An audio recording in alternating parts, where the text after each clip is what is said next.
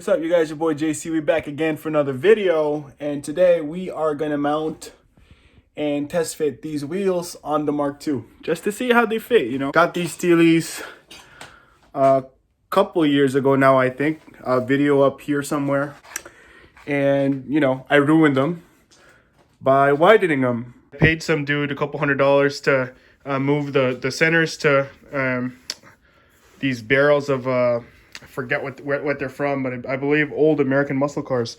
I never test fitted them, but today's gonna be the day. Not sure what the offset is. I told him to keep it the same. I have a pair of these that are 7s and a pair of these that are 8s. Let's get to it.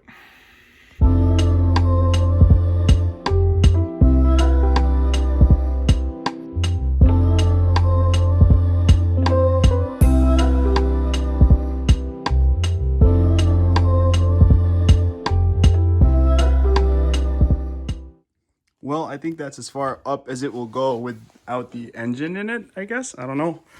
But I lifted it from the wheel. Looks like it's going to be pretty flush if I straightened it out. Yeah, I think it's going to work well. Clearance looks good. Rim's not hitting the shock tower, I don't think. Hopefully. I know the coilovers are a lot skinnier, but we'll see. But so far, I don't see like it would be a problem. Definitely gonna have to run some skinny tires, but that's what it looks like in the front. Let's check the rears. It's crazy how not having the engine in there is resulting to a little reverse rake going on. You know, the rear is usually substantially higher than this, so actually it's looking pretty decent right now. But yeah, let's see what the Steelies look like here. So I actually have a 10 mil spacer there. Not sure if it's going to be necessary. Shouts to James for giving me those for free. Let's see what it would look like if I were to keep the spacer there. The only thing is that they aren't hub centric, so it's kind of tricky to get the wheel on.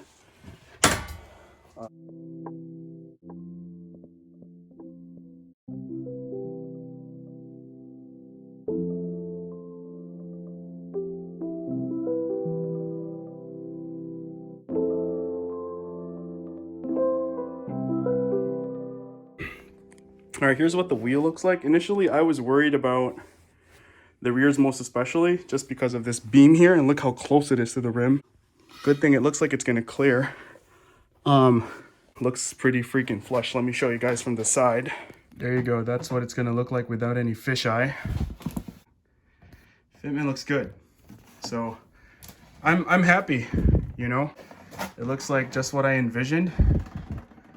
Worst case scenario, if we drop it and it starts cambering out, we can always just up the spacer to like a 15 or something.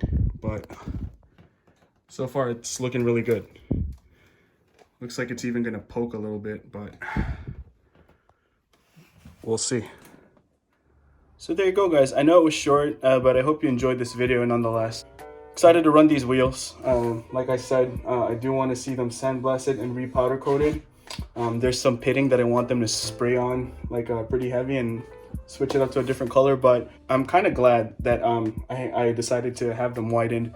Obviously we're gonna have to wish for the best when we mount tires on them and lower the car. Hopefully we don't run into any clearance issues, but from like right now I don't see that we should have any, unless, you know, again, like I said, if it starts to camber out when we lower it even further. So actually, if it cambers out, it actually gives it clearance. So thanks for tuning in, guys. If you enjoyed this video, consider giving it a like. Let me know what color you think I should have these repowdered in.